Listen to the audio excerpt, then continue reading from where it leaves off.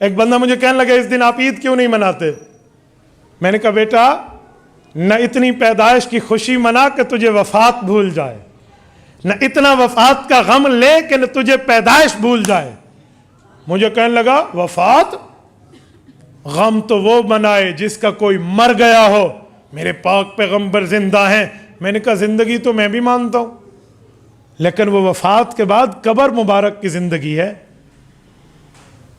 وہ تو وفات کے وعدے کے بعد ہے۔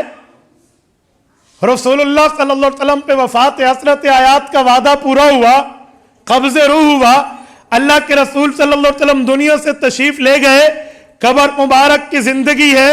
اہل حق مانتے ہیں الانبیاء احیاء فی قبورہم یصلون، انبیاء کرام اپنی قبروں میں زندہ ہیں اور نمازیں پڑھتے ہیں۔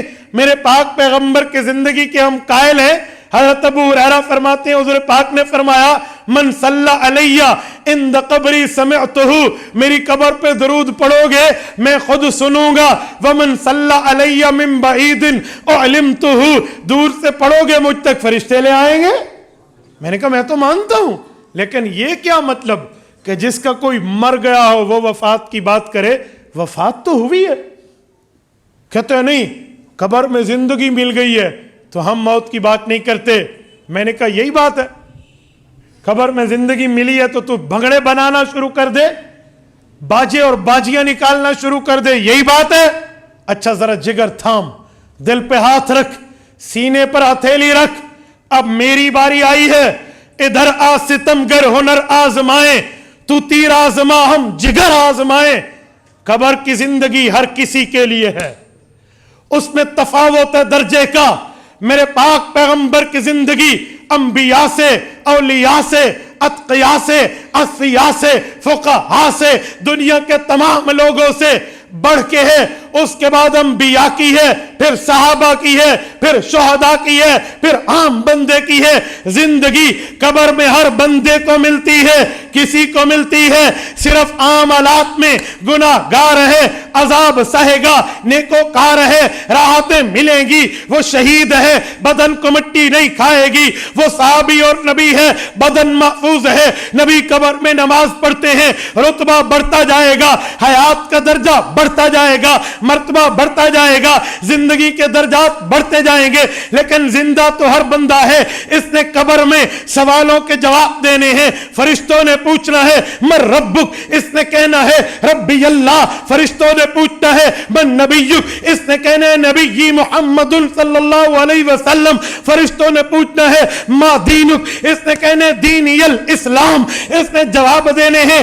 زندہ تو ہر ہے، اگر تو کہتا ہے قبر میں جا کر پیغمبر زندہ ہے، ہم وفات کے غم کی بات نہیں کرتے، پھر ہمت کر، جرات کر، طاقت دکھا، سکت دکھا، قوت کو ظاہر کر۔ جب تیرے ابو فوت ہو جائیں اور امی کا جنازہ اٹھے، یہ بھی قبر میں سوالات و جوابات کے لیے زندہ ہوں گے۔ تو ڈھول بجانا، زندہ ہوں گے تو باجے بجانا، زندہ ہوں گے تو بھنگڑے ڈالنا، زندہ ہوں گے تو چراغاں کرنا، زندہ ہوں گے تو جھنڈیاں لگانا، کہنا غم تو وہ منائے جس کا کوئی مر گیا ہو اور قبر میں زندگی مل جاتی ہے۔ کرے گا تو؟ کہتے جی نہیں۔ میں نے کہا کیوں؟ کیا رسول اللہ صلی اللہ علیہ وسلم کی وفات حسرت آیات کو تو یوں مٹا دے گا؟ عجیب بات ہے۔ اللہ کے رسول صلی اللہ علیہ وسلم کی وفات کا صدمہ جب صحابہ پہ آیا تھا، خدا کی قسم ایک صحابی ہل لگا رہے تھے، ہل چلا رہے تھے اپنی کھیت میں۔ کسی نے بتایا آج اللہ کے پیغمبر دنیا سے رخصت ہو گئے۔ اس نے ہاتھ آسمان کی طرف اٹھائے، کہا اللہ تیری آنکھیں، مجھے جو تو نے مجھے آنکھیں دی ہے یہ بہت بڑی نعمت ہے، میں ناشکری نہیں کرتا، دست بستہ عرض کرتا ہوں اللہ مدینہ جاتا تھا ان آنکھوں سے سرور دو عالم کی زیارت کر کے، شربت دیدار پی کے اپنی آنکھوں کو زیارت نبوی کا سرما لگاتا تھا۔ اب حضور نہیں رہے، اللہ میری آنکھیں اٹھا لے، کہاں جاؤ گے؟ رسول اقدس صلی اللہ علیہ وسلم کا دراز گوشت تھا جس پہ حضور سواری فرماتے تھے، یہ عفور اس کا نام ہے، یہ ایک حیوان ہے، اس پر اللہ کے رسول سواری فرماتے۔ جب وفات ہوئی اللہ کے رسول کی، اس نے جان دے دی کنویں میں گر کے۔ یار بات کرتے ہو، حضرت سیدنا عثمان غنی رضی اللہ تعالیٰ عنہ گزرے، حضرت عمر گزرے، حضرت عثمان بیٹھے تھے، انہوں نے سلام کیا. حضرت عثمان غنی کو وفات کے غم میں مشغول ہونے پر پتہ نہ چلا. حضرت ابوبکر صدیق کو کچھ دنوں بعد حضرت عمر نے شکایت لگائی، میں نے سلام کیا، مجھے عثمان نے سلام کا جواب نہیں دیا، وجہ کیا ہے؟ مجھے جواب نہیں ملا. حضرت عثمان کو بلایا گیا اور پوچھا گیا، انہوں نے کہا جی مجھے تو نہیں پتہ، میرے تو سامنے نہیں ہوا. حضرت عمر نے کہا میں نے خود سلام کیا.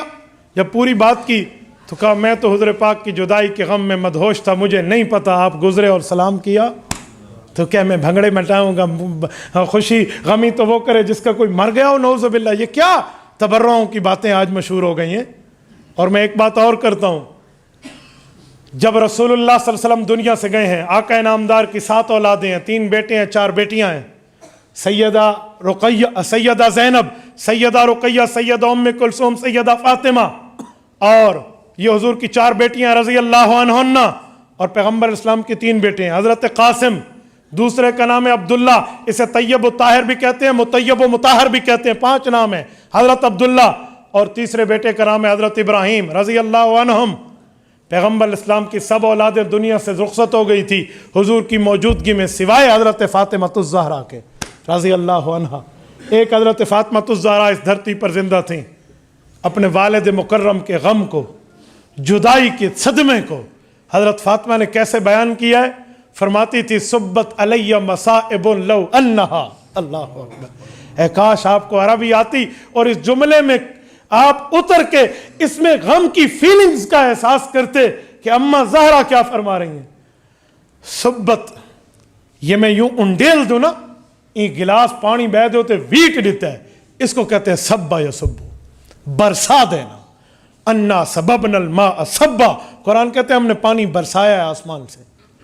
صبت علی مصائب لو انہا، اماں فرماتی ہیں، اماں فاطمہ رضی اللہ عنہا، میرے والد مکرم کی جدائی نے میرے اوپر غموں کو بہا دیا، یوں برسا دیا. صبت علی الایامی سرنا لیالیا، روشن دن پر یہ دکھ آتے تو وہ کالی رات بن جاتا. روشن دن پر یہ دکھ آتے وہ کالی رات میں بدل جاتا. سرنا لیالیا. اور اسی مہینے میں وفات رسول اللہ کی، اور میں خوشی خوشی کی بات کر کے وفات کو ہٹا دوں. تبارك الذي نزل الفرقان على عبده ليكون للعالمين نذيرا.